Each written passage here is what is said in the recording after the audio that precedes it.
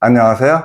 정신과 의사의 인생 이야기 대전 정광설 정신건강의학과 원장입니다. 네, 60대 초반 어떤 분하고 말씀을 나누다가 참 좋은 생각이 들어서 오늘은 그분 얘기를 중심으로 기대가 삶의 한계를 짓는다, 이런 주제로 말씀을 좀 드려볼까 합니다. 여자분이세요. 어려서 아주 어려운 형편에서 크셨다고 합니다. 불우한 환경이었던 것 같아요. 고등학교 될 나이쯤 됐을 때 많이 우울해졌었대요. 그래서 20대 초반에 제대로 공부도 잘 못하고 그 우울하게 지내다가 한 번 사는 인생인데 우울하게 살아서 되겠나, 이런 생각을 어떻게 하다 하게 됐대요. 세 가지 결심을 했대요. 하나는 어떻게든지 긍정적인 생각만을 하도록 노력하자. 또 하나는 앞으로는 내 옆에 있는 사람, 내 주위에 있는 사람을 어떻게든지 행복하게 만들어주는 그런 사람이 되자. 세 번째는 50대의 얼굴은 20대의 결정이 된다, 이런 말을 어디서 들었대요. 그래서 거울을 보면서 우울했죠.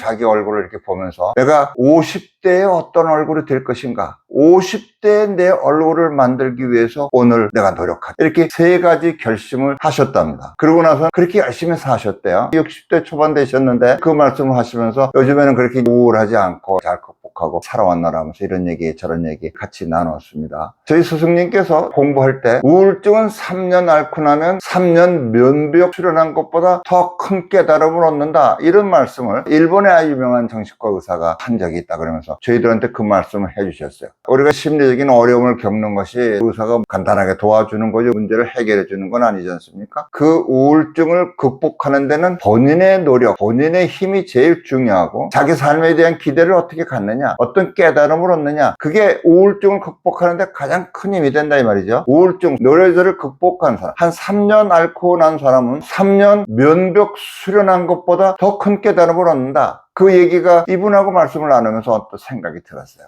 그냥 약의 힘에 의해서 뇌에 가서 약이 작용을 해갖고 변화가 일어나고, 물론 그런 면도 있지만 그것보다 더 중요한 거는 내가 어떤 생각을 하느냐, 내 삶에 대해서 어떤 기대를 갖고 오늘을 살아가는가 하는 게 참 중요하구나. 그러면서 언뜻 또 드는 생각이요. 저 이제 고등학교 다닐 때입니다. 고등학교 1960년대 중반인데 선생님들도 그러시고 사회적으로도 그런 이야기가 많이 돌았던 것 같아요. 일일 일선, 여러분도 들어보신 기억이 있죠? 하루에 한 가지 좋은 일을 해라. 저도 그렇고 우리 친구들도 그렇고 하루에 좋은 일 한 가지씩을 해야 되는데, 그때는 걸어다니고 그럴 때니까 길 가다 보면 부루마, 수레를 끌고 가는 분들이 많았어요. 휴지 같은 거 주워서 가는 사람도 있었지만 아주 많은 경우에는 그때 연탄 때일 때니까 연탄을 수레에다 싣고 가는 경우들이 있었는데 대개 중년 이상의 분들이 그걸 많이 하셨던 기억이에요. 그런 분들 보기만 하면 쫓아가서 밀어드리면서 오늘 한 가지 선한 일 했다, 이렇게 나름대로 흐뭇하며 젖었던, 손은 뭐 시커멓게 묻었지만 그게 집에 가서 닦으면 되죠. 근데 요즘에는 차를 타고 다니니까 그렇게 밀어줄 일도 없고, 폐지 주워서 꼭 가시는 분들 좀 있는데 차 타고 다니다 보면 내려서 그거 밀어드릴 수도 없고, 언뜻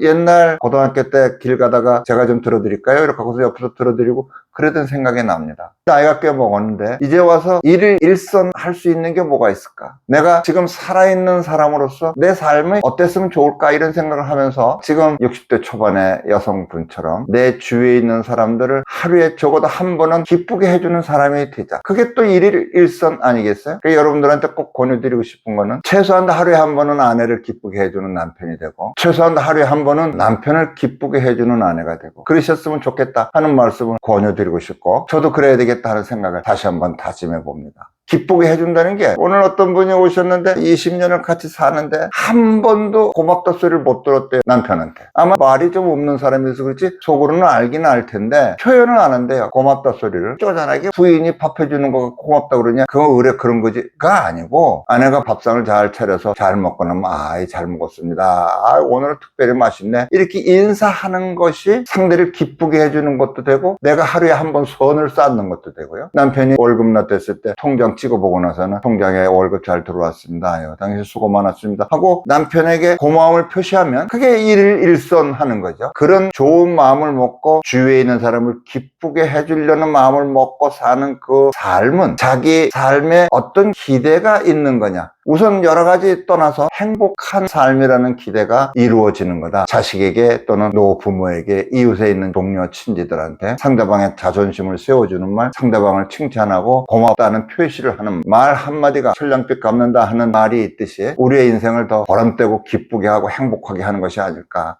60대 초반에 이런 여자부 20대 초반에 3가지 결심을 했다는 그 말씀을 들으면서 생각이 참 중요하구나. 내가 나의 삶에 어떤 기대를 갖고 일구어 갈까 하는 생각이 들었습니다. 내 생각, 내 기대가 나의 삶의 한계를 짓는다. 이 생각을 하면서 오늘 하루도 행복한 나날 되시기를 기원합니다.